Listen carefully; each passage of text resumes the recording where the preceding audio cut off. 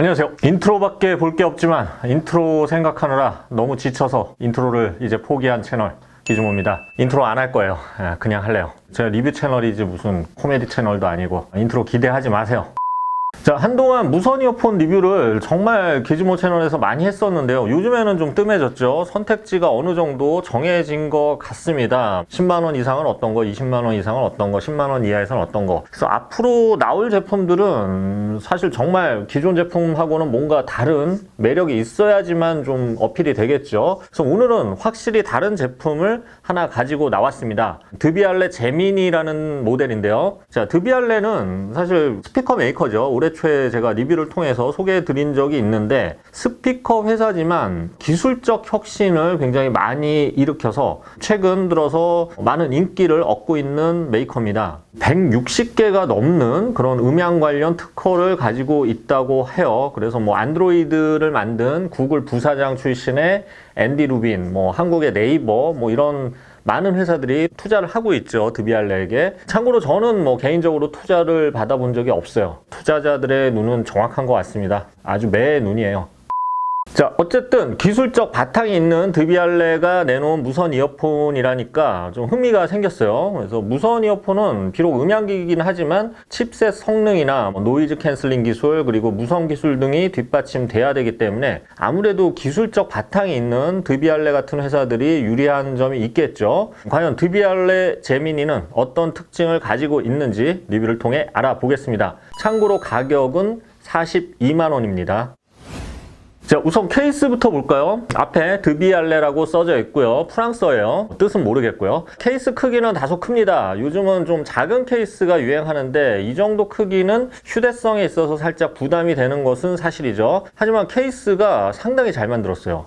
전체적으로 무광 플라스틱 재질인데 표면을 고급스럽게 가공을 해서 상당히 고급스럽다는 느낌이 듭니다. 귀족 같아요. 무게는 살짝 묵직해요. 이어버드 포함 88g이고요. 뒤쪽을 보면 USB Type-C 단자가 있고요. 무선 충전도 가능합니다. 그리고 케이스는 이렇게 슬라이드식으로 열리는데요. 전체적으로 이 슬라이드 열리는 이런 느낌이나 이런 게 굉장히 견고하고 잘 만들었어요. 그래서 마감 품질이나 고급스러움은 굉장히 만족스러워요. 자, 이어보드를 한번 꺼내볼까요? 이어보드가 이렇게 있는데 역시 상당히 고급스럽습니다. 옆모습을 보면 마치 드비알레의 스타 스피커죠. 팬텀 시리즈 디자인하고도 굉장히 닮았어요. 아주 작은 팬텀 느낌이랄까요? 마음에 듭니다. 재질도 좋습니다. 작은 이어버드에 이 세 가지 재질을 썼는데요. 로고가 새겨진 터치패드 부분은 잘 미끄러지지 않는 그런 재질이고요. 마이크가 있는 부분은 살짝 광택을 줬습니다. 그리고 하우징은 매트한 느낌의 플라스틱을 썼어요.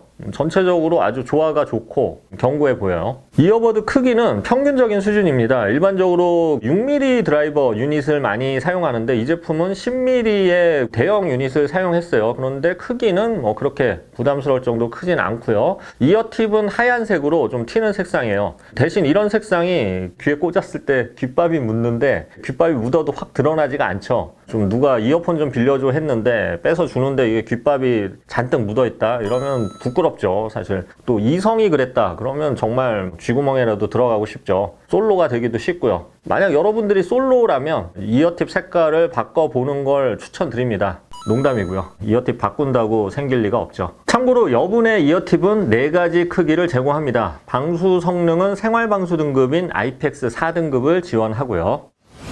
자, 한번 장착해 볼게요. 착용샷은 이렇습니다. 살짝 튀어나오긴 하는데 프랑켄슈타인 룩은 아니죠. 자, 터치패드로 조작을 하는데 한 번 터치는 재생정지, 2번 터치는 이전 다음 곡, 긴 터치는 노이즈 캔슬링 기능 작동을 지원을 합니다. 자, 참고로 이어버드에서 볼륨 조절 기능은 없는데요. 앱에서 이전 다음 곡 대신에 음성 명령으로 바꿔줄 수가 있어요. 기능을. 그랬을 경우에 음성 명령으로는 볼륨 조절이 가능합니다. 뭐 당연한 얘기죠. 자, 음질을 한번 들어봤는데요. 우선 주파수 재생 대역이 5Hz에서 20kHz로 좀 넓은 편이에요. 특히 저역 쪽 초저역 재생이 되죠. 드비알레는 스피커도 사실 초저역 재생에 상당히 많은 노력을 기울이는데요. 제미니 역시 초저역이 나오면서 좀 더 깊은 느낌의 음악을 재생해 냅니다. 여기에 고역 해상력도 상당히 좋은데요. 자, 그러니까 전체적으로 해상력이 뛰어나면서 입체감도 굉장히 좋아요. 악기 소리를 잘 구별해 주면서 넓은 재생대역 안에서 아주 풍부한 음악을 재생해냅니다. 마치 헤드폰으로 음악을 듣는 것처럼 풍부한 음장감을 들려줘요. 이런 이어폰은 많지 않았어요. 예전에 제가 리뷰했던 것 중에 한두 개 있었는데 이 제품도 마찬가지로 굉장히 마치 이어폰이 아니라 헤드폰으로 듣는 것만큼의 풍부한 음장감을 형성해 줍니다. 자, 워낙 해상력이 좋다 보니까 평소 안 들리던 소리도 아주 잘 들리고요. 음질만 보면 82만 원의 가격에 이거 너무 비싼 거 아니야 했는데 어느 정도 이해가 갈 정도로 음질에 있어서는 아주 뛰어난 모습을 보여줬습니다.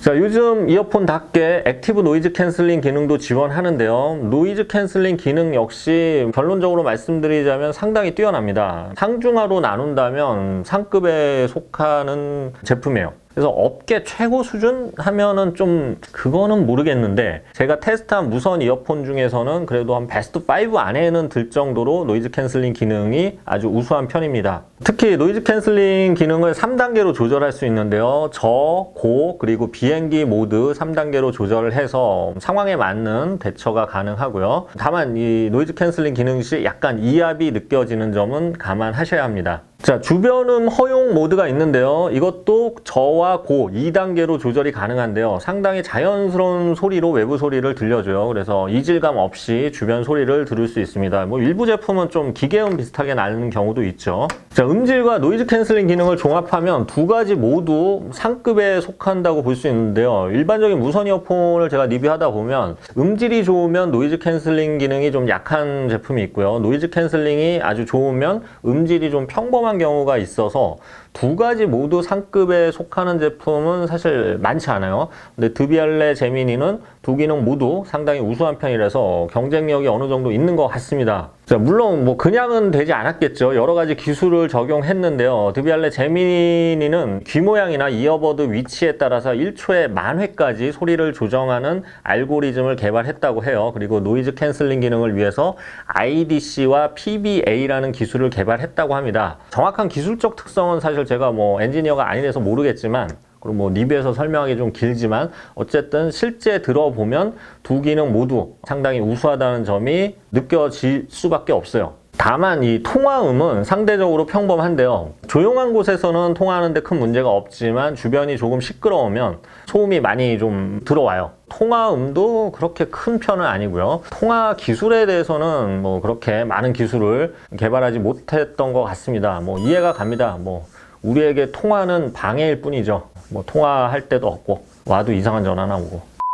자, 앱을 설치하면 EQ 설정이 가능한데요. 6밴드 이퀄라이저와 6개의 프리셋 기능, 그리고 좌우측 밸런스도 미세 조절이 가능합니다. 자, 마지막으로 배터리인데요. 노이즈 캔슬링을 끄면 8시간 재생이 가능하고요. 켜면 6시간 정도 사용이 가능해요. 케이스 포함 최대 24시간 정도로 사용이 가능한데 이어버드는 사실 효율이 좋은 편이고요. 총 배터리 시간은 평균적인 수준이라고 보시면 될 것 같습니다.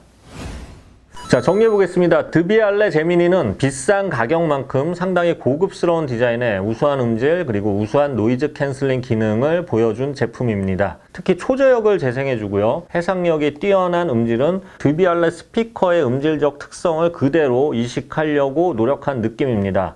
다만 아쉬운 점이 있다면 케이스 크기가 살짝 크고요. 노이즈 캔슬링 시 이압이 살짝 느껴지는 편, 그리고 통화음이 평범한 수준 정도, 이 정도를 꼽을 수 있겠습니다.